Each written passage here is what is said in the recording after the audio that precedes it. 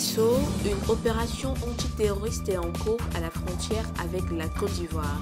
Samedi, des bombardements ont été entendus vers la localité d'Alidougou, au sud-ouest du pays, à une dizaine de kilomètres de la frontière ivoirienne. Ce raid complexe a été mis en place par les forces armées burkinabées.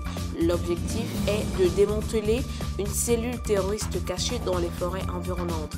Des moyens aériens et terrestres ont donc été mobilisés. Ce n'est pas la première opération de ce genre menée par l'armée burkinabé dans cette région. En octobre dernier déjà, des moyens similaires avaient été déployés. Cette région forestière a toujours été un couloir de trafic, de paillage et de braconnage. Les terroristes profiteraient aussi de sa porosité pour passer d'un côté à l'autre de la frontière. En juillet, la Côte d'Ivoire a quant à elle lancé l'opération Frontière étanche, déployant 300 soldats sur près de 1200 km au nord du pays. D'après une source gouvernementale ivoirienne, les présidents burkinabés et ivoiriens doivent se rencontrer afin de discuter de la mise en place d'opérations conjointes. Le président congolais Denis Sassou Nguesso a plaidé lundi à Brazzaville pour que l'Afrique ne soit pas marginalisée dans la résolution de la crise libyenne, qualifiant d'inefficace et contre-productif tout règlement qui ne tiendrait pas compte du continent. M. Sassou Nguesso est le président du comité de haut niveau de l'Union africaine sur la Libye. Devant les diplomates africains et occidentaux, il déclare « La Libye est un pays africain et les victimes du conflit libyen sont essentiellement en Afrique. » Dès lors, toute stratégie de règlement de la crise libyenne tendant à marginaliser le continent africain pourrait se révéler complètement inefficace et contre-productive.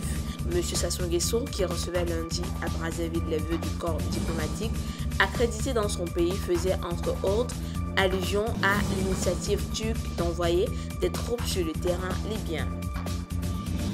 Au Nigeria, au moins 30 personnes ont été tuées dans l'est de Borno, au nord-est du Nigeria, après qu'un engin explosif improvisé a explosé lundi sur un pont bondé dans la ville de Gamburo qui mène au Cameroun voisin.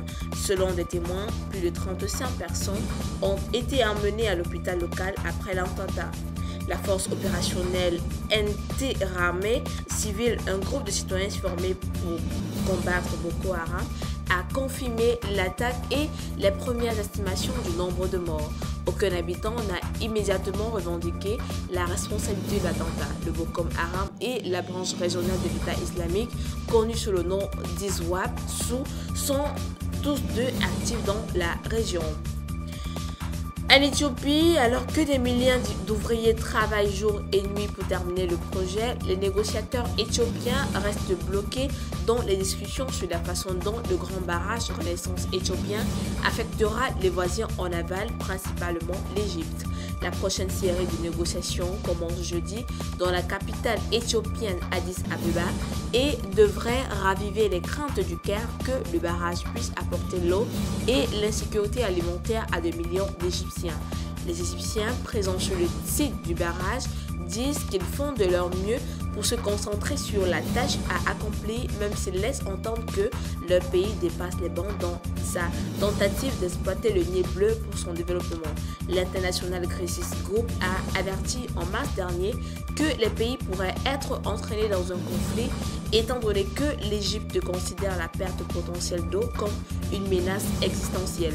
En octobre, le Premier ministre éthiopien Abiy Ahmed, qui vient de recevoir le prix Nobel de la paix, a assuré aux législateurs qu'aucune force ne peut empêcher l'Éthiopie de construire le barrage et a déclaré que des millions de soldats pourraient être mobilisés pour le défendre si nécessaire. L'Éthiopie s'efforce d'assurer l'accès universel à l'électricité d'ici 2025, bien qu'actuellement plus de la moitié de la population de 110 millions d'habitants en soit privée.